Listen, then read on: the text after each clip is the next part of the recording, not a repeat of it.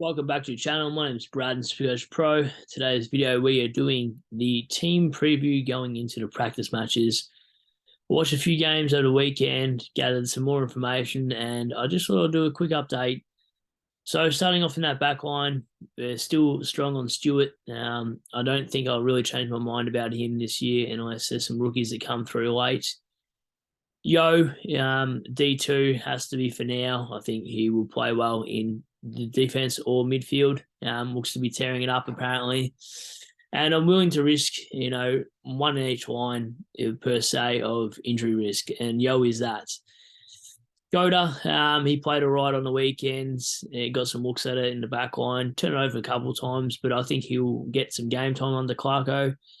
Gibney had a sore toe, so he was rested. Hopefully he plays this week. McKenna and Wilmot have just been named on the halfback flanks for Brisbane. So that gives me confidence in them playing in the practice match. They're named in the actual squad, not on the interchange. So that tells me more than I need to know. Constable and Chesser, just placeholders for now. If anything's criticised, it's probably the back line. Could grab someone like a Dawson or Doherty at D2 if I have to and push Yo out to D3. It really depends on this bracky match, to be honest, and where these teams align in their best 22. I'll only be really looking at rookies in the best 18, to be fair, though. Midfield, it's changed a little bit. I've got Oliver there. I think he's got a pretty easy fixture after the first three matches. Bont there. He's never really left my side too often. Petrarca and Parrish, absolute pods. I like them both at the moment. Petrarca more so that he's got Grundy and Gawn tapping down to his throat, and I think he's one of those players that can bounce back. He had a few injuries last year, so he's one I'm looking at starting over McRae or someone like that. And Jack Steele, I've thought about him as well, but I'm just not sure I trust his body. He hasn't really had much of a preseason. Bit of hypocritical though, because nor has Parrish, but Parrish looks pretty good this season, to be honest. Green for me, he got 50 touches against, a B-grade Giants side, but I do like him more than some of the other players around his price. Speaking of Steve, and I said I like him better than LDU and Tom Mitchell. As for Hopper and Sheed, they've left my sides in and out. Well, Hopper hasn't, but Sheed has every now and then. Ashcroft, I think I'll be starting him obviously in the midfield. Phillips on the bench is a little bit pricey, so I understand that. You can criticise that if you want, but it is nice having a good bench cover at the same time that can score decent. So that's a thumbs up there. Oops, I just realised my emoji. Anyway, don't worry about it. On the side, Davey and Jury, hopefully they get games. Davey looks to get games, I think, anyway, as a small forward for the Bombers. Even with Tipper there, I think he still will. Witts and Marshall have been the ones I want to start. Witts, because you just know that he's not competing with anyone bar Moyle, and he's not going to get taken over by Moyle. I know I've only done it for one season, so I do understand where people are coming from, but it doesn't matter. He's still got Took there. He's got Rao there. He's got Anderson there. He's tapping some pretty decent midfielders, so I can't see him regressing too far, and if he does, it's 30, 40K maximum, and I just can't see anyone else being better. Maybe Sean Darcy is a shout, but we won't get to see him with Jackson this week. So a bit of a false stat when we see Darcy's hit-out time this weekend. Marshall, for me, has to be a starter. Max Heath might get selected in that squad potentially, but I just think Marshall all day, and worst-case scenario, he goes forward. He's going to be a good forward for the rest of the season in terms of that flexibility.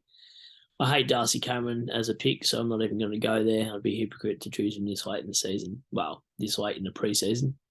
McAndrew should get games. Shocking VFL stats, so don't be hyped by this guy too much. If you want to run him as an R2, you're a nutcase. Dunkley, Rosie, Taranto. That's been pretty familiar. It's really been Dunkley, Canelio, and Taranto. But, I think Canelio's copped a niggle, so I'm not sure about starting him. Rosie, I think, is going to make a good impact this season. And you're probably looking at Fife there as a big question mark. And most YouTubers that you watch don't have him, but I think his first 6 games are pretty gnarly, to be honest. And I just feel I feel stupid for not starting him if he goes on fire. So worst case scenario, I sideways him to someone like Tanner Brewer from the Cats, who's playing midfield on ball. But I just think Fife's fixture early on it's just too good to resist. McLean, Radaglia. I'm not as excited as McLean's role now. Hence why I've got another expensive bench option in Philippou, because I think he'll make good impact as well. I'll probably sort of rotate these guys around, just to see what the best loophole will be in terms of getting a better rookie score. So I'm not sure if I'll run a loop and the Giants guy maybe potentially, because I don't like starting all the players. Although in saying that, I wouldn't mind starting someone that's is going to play round 2 or round 3, so you can have one free hit at it straight up, and then hopefully, you got one loop, but you're still making coin around the field instead of just running a loop and not making cash for the season on one particular player. So it's a real 50-50 call, and it's horses for courses. It's just what gets named on the Thursday night teams in 2 or 3 weeks' time. Radaglia with Henry out, I think gets game time. We'll see his roll down back. Is he a second or third tall down back? We're not too sure. But does he lose his job security once Hawkins get back? There's so many questions about this pick. And that's why I want to go Philippou so deep in this line, if I have to. And Fergus Green, he's been named as well. I think he'll be one of Hawthorn's better goal scorers if it gets to their end, as SDS would say. But that is the side going into the round. It'll be amazing to see how many changes do come out after the actual practice games. Anyway, if you haven't already, sub to the channel, give us a like. I'll be doing previews and reviews of my side every week, captain and vice captain options and trades going by. I also reply to all the comments in the section that you guys do leave. So give us a thumbs up, and I'll catch you guys on the next shortly. Catches.